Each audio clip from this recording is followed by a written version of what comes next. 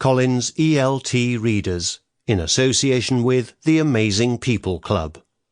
Audio copyright HarperCollins Publishers Limited, 2014. Amazing Writers. Level 3. Geoffrey Chaucer, the man who wrote the first great works of English literature. I could tell wonderful stories, and I was very good at describing people. I wrote some romantic poems, but I also wrote about people in ordinary English society. My greatest work is an entertaining record of life in medieval England. My name was Geoffrey Chaucer, and I was born in London. During the centuries before my birth, different groups of people had attacked England, including the Romans, the Anglo-Saxons, the Vikings, and the Normans.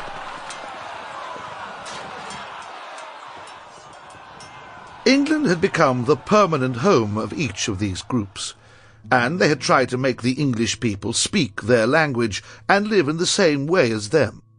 As a result, people with a high social position no longer communicated with each other in English. Kings and queens, nobles, and people who held important jobs in court, the place where the king and queen lived, usually spoke and wrote in French.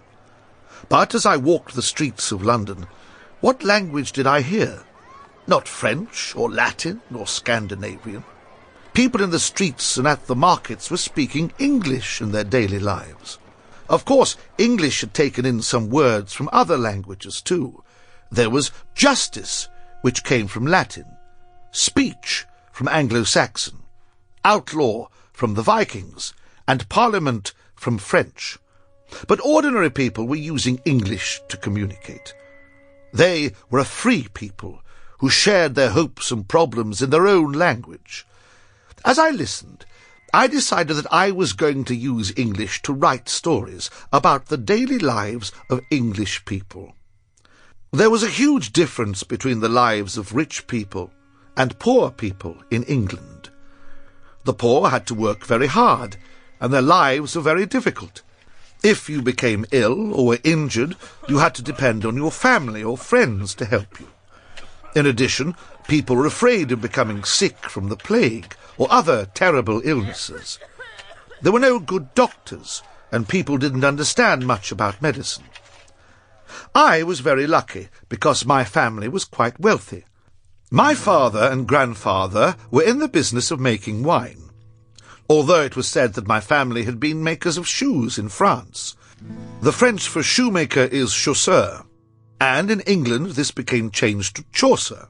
So my name is a perfect example of how language develops. My father had excellent connections in society. In other words, he knew a lot of important people. So he made sure that I got a good education in law. In 1357, I became a page, a young boy working for the wife of King Edward III's son Lionel. 2 years later, in 1359, I became a soldier and served in the English army in their fight against the French in the 100 Years' War. However, by bad luck, I was taken prisoner by the French at the siege of Rheims. In March 1360, King Edward paid £16 to the French so that I could leave prison.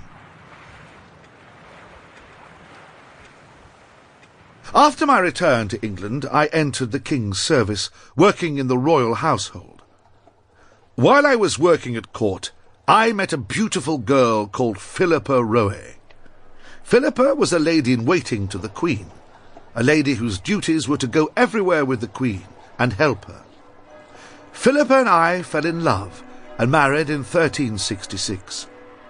In 1367, our first son, Thomas, was born. This was a very happy time for me, especially as my job was going well, too. The king was pleased with my work, and he wanted to give me a reward to thank me for my past and future services. So, on the 10th of June, 1367, he granted me a pension of 20 marks, an amount of money which I would receive every year. Sample complete. Ready to continue?